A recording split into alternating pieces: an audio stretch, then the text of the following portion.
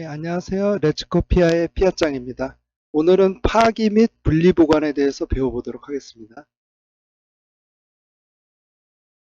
예, 개인정보의 그 분리 보관에 대한 부분입니다. 그래서 제가 요 도표에서 간단하게 네 가지 정도를 이제 보여주고 있는데 실제로는 그 책이라든가 교재에 보시면은 분리 보관이라든가 아니면 보관 규정이라든가 해가지고 굉장히 많은 내용을 다루고 있습니다. 근데 실제로 뭐 어떤 경우에는 며칠 보관하고 어떤 경우에는 몇 년 보관하고 어떤 경우에는 준연구 보관하고 이거는 실제로 우리가 외울 수도 없고 외운다 하더라도 그 부분을 뭐 맞출 수도 없고 이렇다라고 보시면 될 것 같습니다. 그리고 실제로 그런 부분들에 대해서 뭐 시험은 제가 볼 때 나오는 경우를 본 적이 없던 것 같고요. 그래서 그런 부분은 좀 패스하고 중요한 부분만 몇 가지 배워보도록 하겠습니다.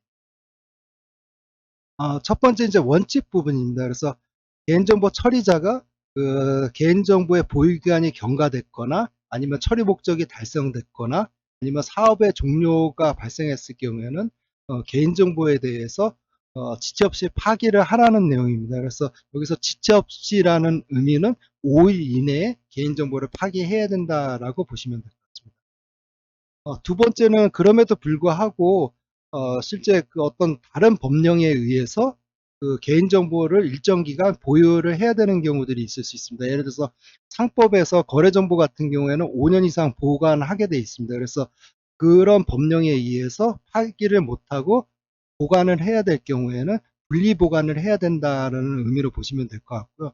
그래서 그 분리 보관 같은 경우에는 기본적으로 두 가지 방식이 있습니다. 하나는 물리적인 분리 보관으로서 실제적으로 거래 정보가 있던 어떤 그 서버라든가 이런 것들이랑 완전히 분리를 해가지고 그 별도로 구성된 어떤 서버라든가 아니면 통신 장비라든가 이런 식으로 완전히 분리된 환경에서 그 데이터를 보관하는 방식, 이게 물리적인 보관 방식으로 보시면 될 것 같고요.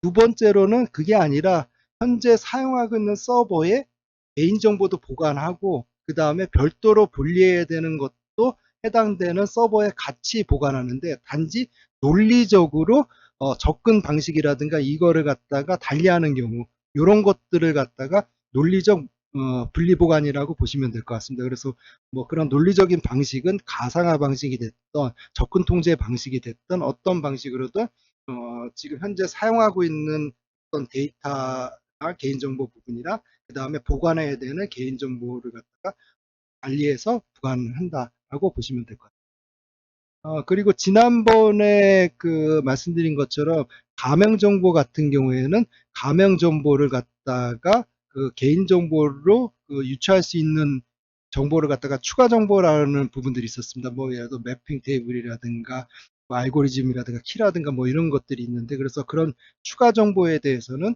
분리 보관을 해야 된다는 거고요. 그래서 원칙적으로는 추가 정보랑 가명 정보는 물리적으로 그 분리 보관하는 게 원칙인 거고요.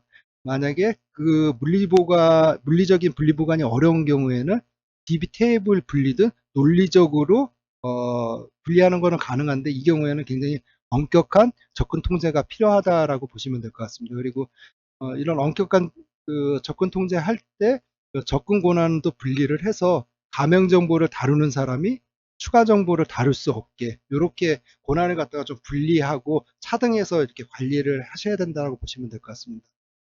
그럼에도 불구하고 소상공인들 같은 경우에는 사실상 뭐 한 사람이 여러 정보를 다 다루기 때문에 실제로 뭐 가면 정보 따로 뭐 추가 정보 따로 이렇게 사람을 다리 둘 수 없는 경우에는 그런 경우에는 한 사람이 그거를 다 하는 거를 갖다가 인정을 해주되 최소한의 권한 부여라든가 접근 권한의 보유 현황을 기록 보관한다든가 이런 식으로 좀 보안 장치가 필요하다라고 보시면 될 것 같습니다.